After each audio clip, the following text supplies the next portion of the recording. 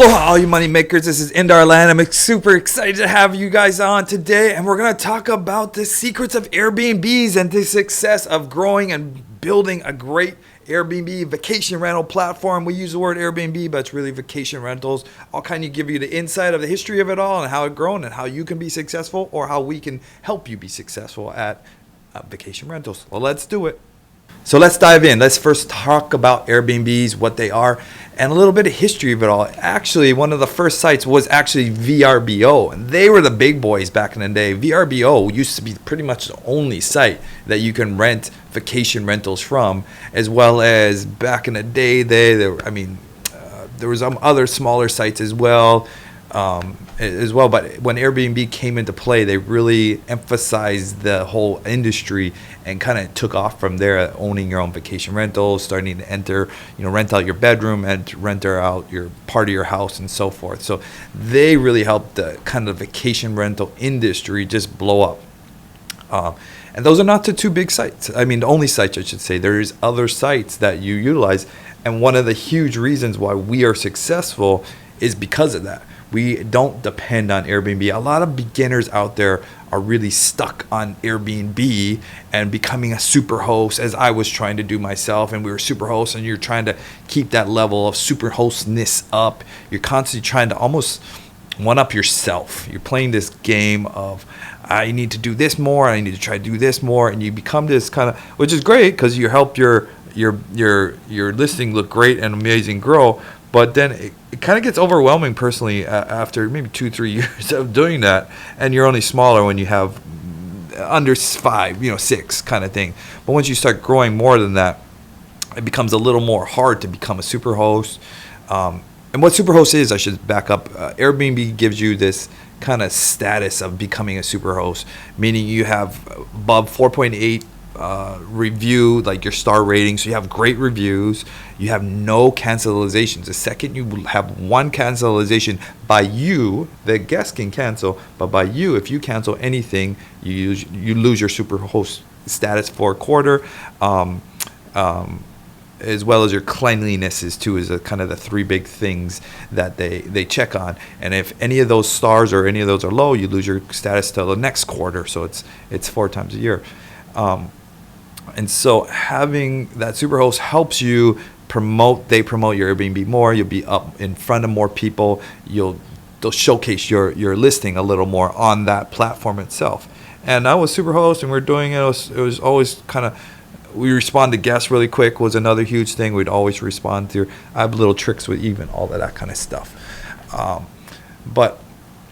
As you start growing and you start building, it's hard to stay a super host because now you have 12, 14, 15, 50 B&Bs. So the chances of having, some bad reviews kind of grows, or having a cancellation, that's all you need. One cancellation, is going to happen. It's hard as you get big. There's some tricks around it people do. They'll just create different Airbnb accounts and have maybe only 3 properties on it and so forth. I haven't got into all of that, and I'm not an expert on that, but this is kind of some of the basics. There's guys that know a ton more about just that specific thing, that are experts on it by far.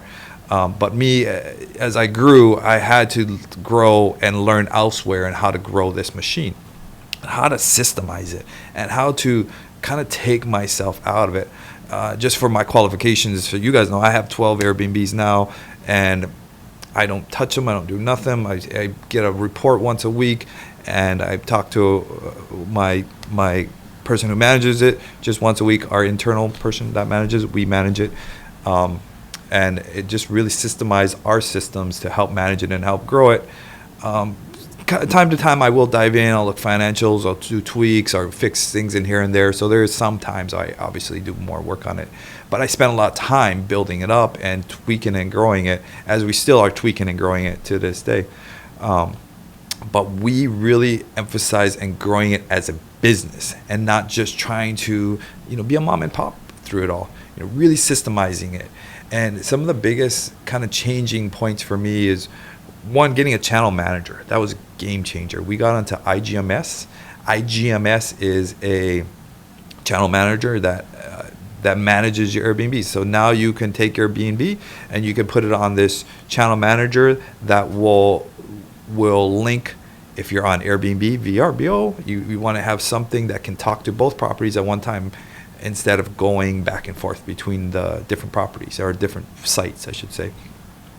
And then you can start being on multiple sites. Then it can link your calendar. It's called an iCalendar, and you can start linking your calendar to all these different sites. So Airbnb guests will block out the guest on VRBO, will block out the guest on hotels.com, and so forth. Now we are on, I think we're on to like 14 to 15 different sites, and we're just registering to get on a bunch more. I can kind of go over a list for you just off the top of my head. Airbnb, VRBO, HomeAway. Our big site is Booking.com. So we'll talk about this a little bit later. Booking.com has now morphed or taken over more bookings than we have for all the other sites. It is the worst site, the hardest customer service, kind of hard service site to deal with. But they really helped us grow. Booking.com, Hotels.com. There's Google has a site. Marriott Group has a site. Whimstay, we just started getting there. TripAdvisor has actually closed down, shut down. They stopped doing their site. Whimstay, I should say Whimstay. I have a whole list. All we have to do now is just connect it all. And get them all linked. And we use a channel manager. Sorry, there's something in my eye. We use a channel manager to talk to all the different sites at one time. So then we also have great communication. So our communication is really big because we set up so many different automated messages. So we have a check-in instruction prior to check-in. Thanks for booking with us. The day they check in. How's your stay going? Throughout their checking, anything can we help you with? We're constantly just communicating with the guest and making sure they're happy and know what they want. And some of the automated messages are just automated to send a message, because it's really important to always be the last one responding. So when somebody says thank you, you say thank you back. The old algorithms like to have you saying a message back after that. So having an automated message constantly playing is just showing you're constantly communicating with the guests, even if the message is different. So the old algorithms used to pick that up. So we're constantly communicating with them, and the guests love it. They think we communicate great, and they think we're down to the T. And some of the things we do in communications with our guests, we try to always address problems prior guests have had. We've had a B&B where you give them the code to punch in the code, and you got to turn the lock after you type in the code. The door don't just pop open, or the lock doesn't automatically open the door. So that particular lock, we since changed it, but that people didn't grasp that you have to turn the lock, to open the door. And we then made a video, and we made a step-by-step how to do it and sent it to the guests, so they would never have that problem again. So anytime we have a problem that is addressed, we try to address that problem in a video, and that's automatically sent to the guests. We have a shower that's a little difficult to use, where the tub spout, you have to pull down the nozzle thing to switch to the shower. It's a kind of older shower. That's how they made it. And we made a video on that, and you still get people ask questions, and now our virtual assistant can just send that video out too, as well, for the second time or third time, as they I finally figured it out. I'm like, well, did you watch the video? So it's just good, because it kind of makes them, I don't want to say feel dumb, but it's good that you already sent them that message of how to do it before they can kind of complain about it, because it's kind of on them that they didn't check-in instructions, or they didn't check another common thing, they didn't check their email or their app or their messages. We constantly send them all these messages, of course, and a lot of times they don't even check. And so you're in front of the problem before the problem happens, which thus makes the problem mitigated down to nothing, kind of thing. So the channel manager helps with that. We were on IGMS. IGMS is great. It has an incognito mode. So if you have any illegal Airbnbs or any B&Bs you shouldn't be doing, maybe you can just list it on the nights or the weekends. Spoiler alert: they figured that out, and they now look on the weekends and so forth, so that you will get caught if you're on Airbnb. I think in Hawaii they only are looking on Airbnb and VRBO, but they may start looking onto the other sites. But I can't 100% obviously say for sure. But I've gotten warnings before, and they were only looking at the Airbnb site as well. I since sold that rental, but I tried it. That rental did good. We had a legal Airbnb that we had in a community, and we only had it on one website, and it did great on that website, and so we kept it. It was a flip that we just ended up keeping. We since have sold that and so forth. I didn't want to deal with the trouble, but you could do it. There's workarounds, of course. Another way to work around is you can list a rental for like 2-week minimum and just rent it for the month, and it hopefully cover your costs that way. As long as you're renting these rentals for a month or more, then they're legal.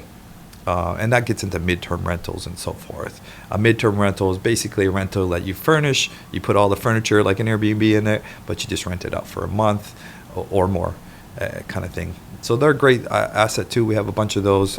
Some do pretty well, some do okay, kind of thing. It depends. But B&Bs in general is a great way to really make some money, and then really you build up your systems in place for that. So we have a team of virtual assistants, Filipino admin, that really help us with the communication with guests. They're constantly taking care of any problems, checking struggles, that whatever may be. There's always something. Guests just want to constantly communicate with them. So we created that. We have a system in place for that. We have a Google number that can forward that number to whoever we want, and now we have a kind of a universal number, which really makes it great. It helps you just get away the headaches of all the calls and so forth, because B&Bs or vacation rentals are pretty intensive communication, kind of a lot of work in that sense. And that's where we come in. We are actually just built a property management company, so we are now managing people's vacation rentals and putting in some of the systems that we have in place on our own and applying to others. And kind of, I think I just mentioned earlier, one of the biggest things I think that we do well at, or I see that we do, we treat it like a business, in a sense that, okay, maybe you have it just on Airbnb and you're making this much income, and you're super host. But let's take that to the next level. Just imagine if you took that same listing and now you had 14 different other sources of income coming into that listing. What's going to happen is the prices of the room will get driven up, because on the back end as well, we have a dynamic pricing tool. We use a dynamic pricing tool that looks at the supply and demand. Hey, we are fully booked and you only have this much room left, or it looks at the algorithm, the whole booking, and thus will drive the prices up just based on supply and demand. Also looks at the market, looks at any concerts going on, looks at the weekends and whatever. So it's dynamically pricing our listings. If you ever look at our listings, you'll see that they change in price by $123 one night and $125 the next night. So taking the dynamics of the B&Bs and making it a business is really key to help growing it. And if we could come into your B&B and thus make you more money, but yet obviously you're going to pay for our service, I would think it would be worth it. It'd be a no-brainer. If I can take away the struggle from you of managing it, make you more money, and utilizing all these other sites and services, would be a no-brainer. And I think it's just the biggest thing is you treat it like a business, you develop systems, you put things in place, checks and balances to cover anything. There's a lot of little things too that can go into a B&B that really help them grow. For example, Airbnb, they want you to have bed stands by both beds. It helps in the algorithm to showcase the unit, little things like that. Utilizing Airbnb's pictures that you can pay for pictures through their platform, which is really just a professional photographer person in your local area, will help in the algorithm to support your B&Bs as well. And all the little things, utilizing ChatGPT to help with, of course, all the content and the things to write. ChatGPT is great, obviously, nowadays, and to help really promote the B&B as well. But it just brings this kind of demand bigger. Now you have less vacancies, and when you have less vacancies, you drive the price up more, and you really utilize it and create this business machine out of it. And that's what our objectives is to grow it and to put system into place. We have VAs that we're trying to train and grow ourselves now. One for revenue managing the revenue, as I was just saying, the dynamic pricing, and just watching that, making sure that the dynamics of the pricing is pushing and going up. Make sure guests are always paying their things, or chasing down guests is important too. Sometimes guest credit card bounces and things like that, so you want to make sure things are paid. Little things like that are really important to really dynamically make sure are getting done, as well as supplies and stocking. On top of all of that, you have cleaning and maintenance. That's a whole nother animal in itself, and having a good cleaning crew or having a backup cleaning crew is important. Making money off of your cleaning crew. So for example, we don't have it anymore, but some of our cleaning used to be cheaper to keep them one night, because we'd make money off our cleaning. For example, we would charge $150 for our cleaning, and it was only $100 for our cleaner would cost. We're going to try and go back to that model. That was when it was in-house cleaning. Then you really make $50 extra a night just with the cleaning. Maybe you don't, because you have supplies and materials that you have to pay for as well. But generally you would make that extra just with cleaning. And then have maintenance. We have a construction company. We flip houses, so I have construction guys, and our maintenance guys generally are easy for our VAs to just send a text or an email to a head guy. Hey, take care of this. He sends a picture, make sure it's taken care of, and message the guest or that was taken care of, and so forth. A lot of things you can do. Lock systems and so forth. You can have a dynamic lock system, so it changes with every guest and so forth. Another thing I recommend to have is a backup lock, or having an extra lock box at every property, because there's always something that happens. Obviously, you want to try and have some kind of digital lock where you don't have a fob or anything to get in, no keys. You want to just be keyless as much as possible. But sometimes there is certain buildings that you have to have a fob, and you then have to store that fob at that building. Some buildings don't like you having lock boxes. Some buildings don't allow it or make it difficult. It's always something. And so you're just fine to have backup replacement problems for all of that kind of stuff, and make sure that's all working smoothly. But yeah, Airbnbs are just a fun way to grow a business, and it's fun. We have our property management company just built for you guys, and we'd love to have you guys a part of it. And we're looking for anyone who has vacation rentals, or even we have a service where we can help you buy them. We'll show you the numbers, what this should make income-wise. Here's all the expenses breakdown and why this is a good or bad property. So if you have any that you're interested in, of course, we can help you close it and buy it on the real estate side of it all. And just make it a one-stop shop for you guys, and just to really see the numbers. We know what are the good properties to buy and what are bad ones, and we'd love to be that service for you guys. So please let us know. And if you're interested in just buying some, or if you have some you want us to manage, we'd love to help you out or just point you in the right directions. And we'd love to be that showcase for you guys.